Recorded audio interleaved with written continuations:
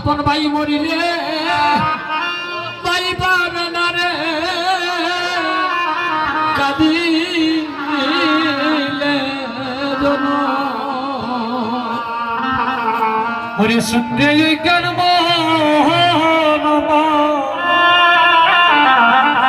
শুনিলে পছন্দ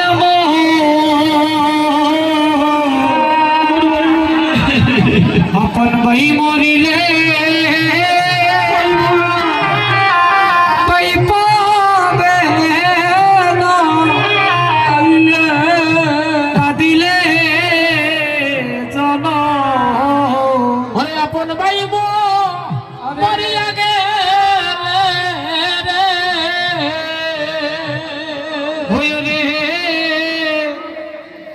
আপন ভাই মরিয়া গেলে রে মরিয়া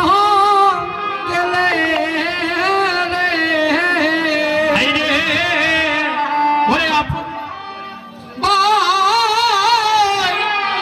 ভাই মরিয়া গেলে রে ওরে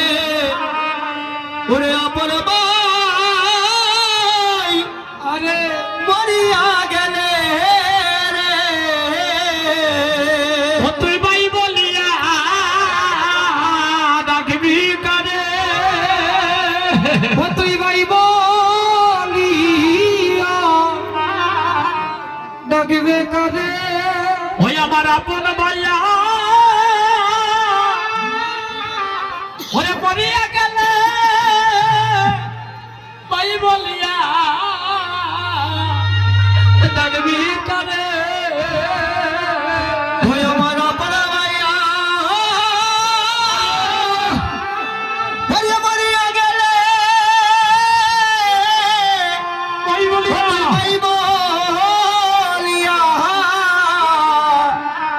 ওরে ডাকবি করে ওরে আপন ভাই করিয়া গেলে অতি ভাই বলিয়া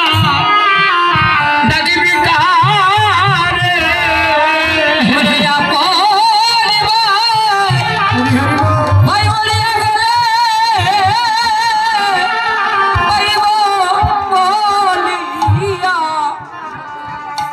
ডাকবি কারে ভক্তজন মায়েরা শ্রীবাসকে যখন আলাদা করে দেওয়া হলো গো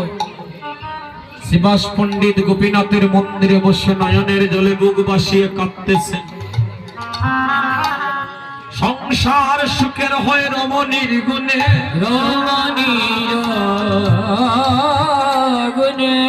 মাগোমা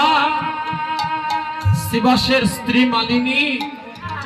স্বামীর ক্রন্দন দেখিয়া বাবার বাড়ি থেকে বিয়ের সময় পাওয়া অলংকার গুলো এনে স্বামীর হাতে দিয়ে বলে স্বামী গো আমাদের তো আর কোনো কিছু নাই এই অলংকার গুলো বিক্রি করে চলে না আমরা একবার হরিনাম শ্রীবাস বললেন মালিনী তোমার মতো সহধর্মিনী পেয়েছিলাম সবার ভাগ্যে ভক্ত স্ত্রী পাওয়া ভাগ্যের ব্যাপার ভক্ত স্বামী পাওয়া ভাগ্যের ব্যাপার স্বামী যদি ভক্ত হয় স্ত্রী হয় অভক্ত আর স্ত্রী ভক্ত হইলে স্বামী হয়ে যায় অভক্ত আমার ভগবানকে যারা ভালোবাসে গো আমার গোবিন্দকে যারা ভালোবাসে গো তাদেরকে দেখে দে জন্য তাদেরকে দেখে দে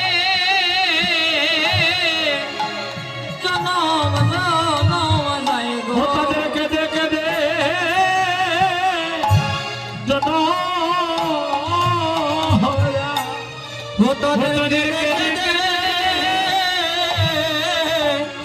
জনম যায় গো ওই আমার গোবিন্দকে যারা ভালোবেসেছে ওরে কেঁদে কেঁদে জনম যায় রে ওই আমার প্রাণ গোবিন্দকে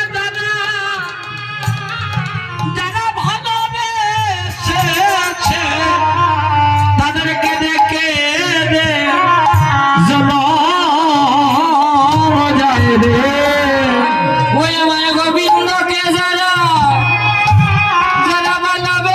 এসেছে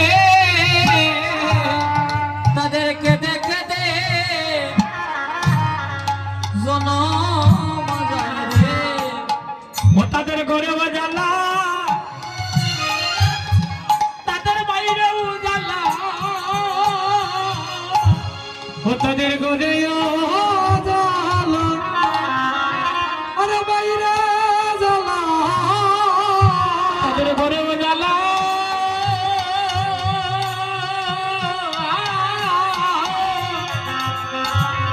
তাদের বাইরে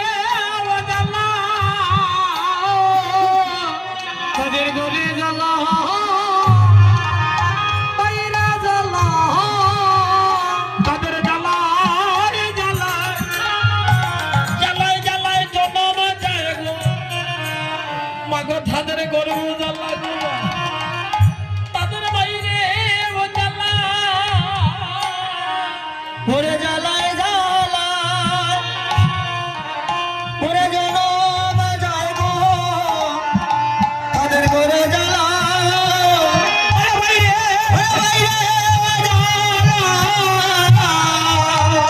গোবিন্দকে যারা ভালোবেসেছে তাদের ঘরে জ্বালা ওরে বাইরে জ্বালা যেন গোবিন্দকে ভালোবেসেছে করে জ্বালা তাদের বাইরে জ্বালা গোবিন্দকে ভালোবেসেছে করে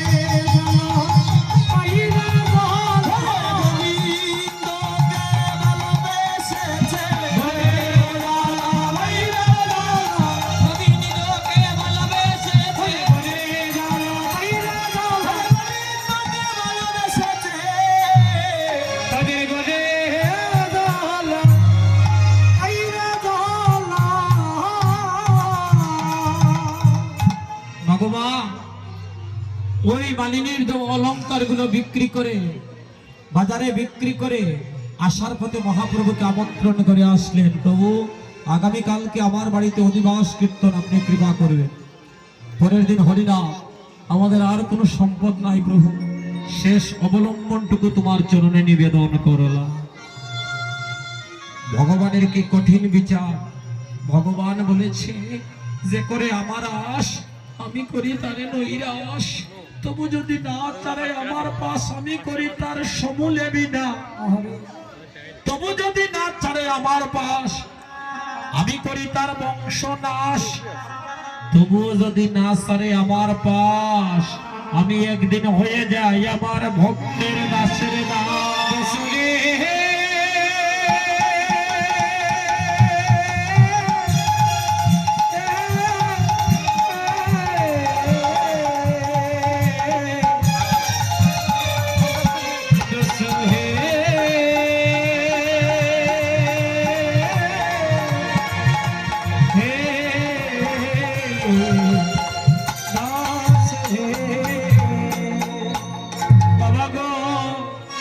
কীর্তন চলে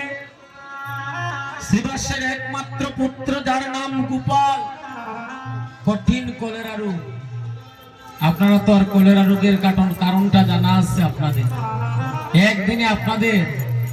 কত মানুষ একটা রোগে চলে গেছে যে রোগের কারণে আজকের এই কীর্তনের প্রতিষ্ঠা